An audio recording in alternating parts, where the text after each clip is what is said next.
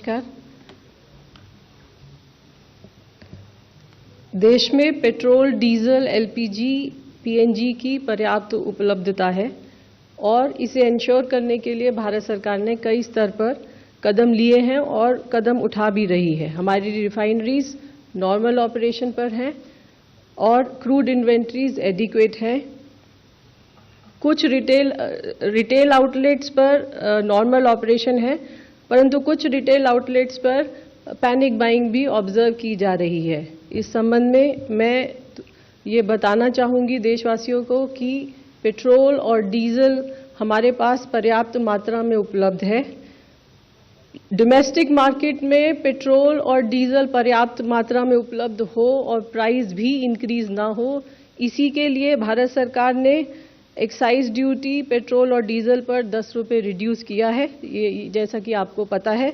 इसके अलावा domestic market में डीजल की उपलब्धता को बनाए रखने के लिए, एटीएफ की उपलब्धता को बनाए रखने के लिए एक्सपोर्ट लेवी भी लगाई गई है। इसीलिए मेरा आप सभी से विनम्र निवेदन है कि कृपया अफवाहों पर विश्वास न करें, आवश्यकता अनुसार ही पेट्रोल और डीजल क्रय करें।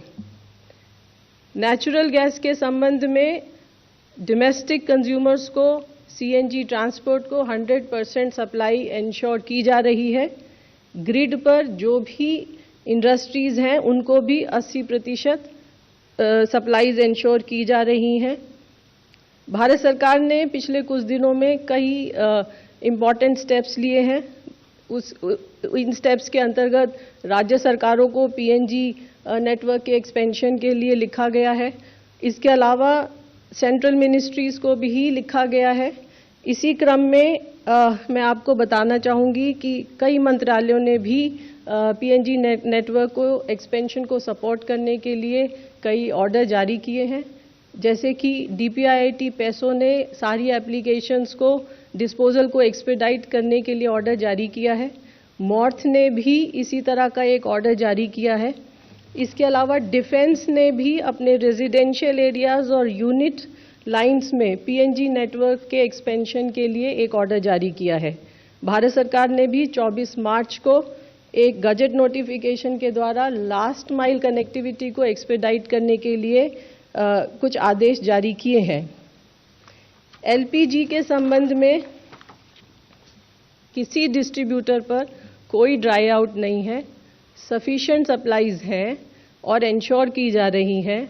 मैं आपको बताना चाहूँगी कि कल लगभग 95% बुकिंग्स ऑनलाइन थी, लगभग 82% डिलीवरी ऑथेंटिकेशन कोड के द्वारा की गई हैं। पिछले 2 दिनों में लगभग 1 करोड़ 4 लाख बुकिंग हुई, जिसके अगेंस्ट 92 लाख सिलेंडर भी डिलीवर हुए।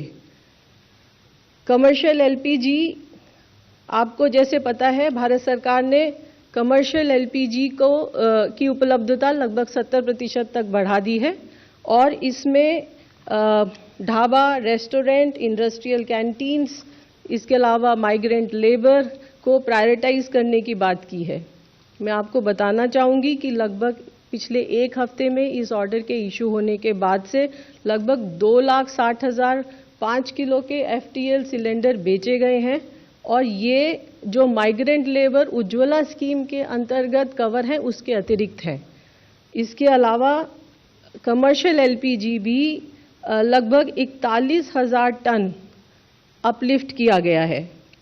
केरोसिन के संबंध में जैसा आप जानते हैं कि क्वार्टरली एलोकेशन के ऊपर लगभग 48,000 केएल एडिशनल केरोसिन स्टेट्स को और यूनियन टेरिटरीज को एलोकेट किया गया है।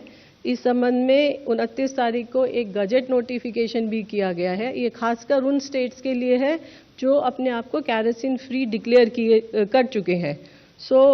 वहाँ पर अगर केरोसिन की ज़रूरत हो तो कैसे वो दिया जाएगा, ये गजट नोटिफिकेशन इसी के संबंध में है।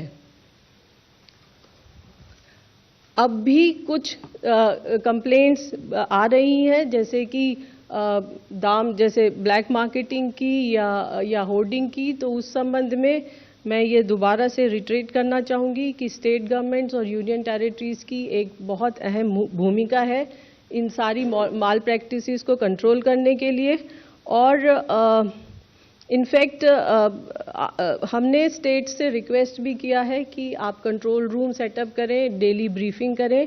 लगभग सभी स्टेट्स ने कंट्रोल रूम सेटअप कर लिए हैं और लगभग 16 स्टेट्स हैं जो प्रेस ब्रीफ भी रिलीज कर रहे हैं, जैसे आंध्र प्रदेश, बिहार, गुजरात, हिमाचल प्रदेश, जम्मू कश्मीर, मध्य प्रदेश, महाराष्ट्र, मेघालय, नागालैंड, उड़ीसा, राजस्थान, तेलंगाना, उत्तर प्रदेश, उत्तराखंड, तमिलनाडु और अरुणाचल प्रदेश।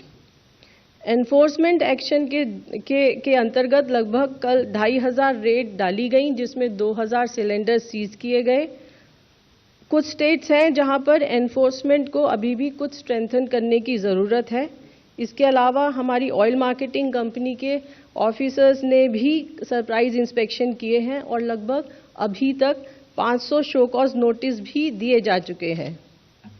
अंत में आप सभी के माध्यम से मैं ये कहना चाहूँगी कि हमारे पास पर्याप्त ईंधन मौजूद है और इसकी सप्लाई को इंश्योर करने के लिए भारत सरकार के द्वारा हर स्तर पर प्रयत्न किया जा रहा है। इसलिए मेरी सभी देशवासियों से प्रार्थना है कि कृपया अफवाहों पर विश्वास न करें और अपनी ज़रूरत के अनुसार ही ईंधन को खरीदें। धन्यवाद।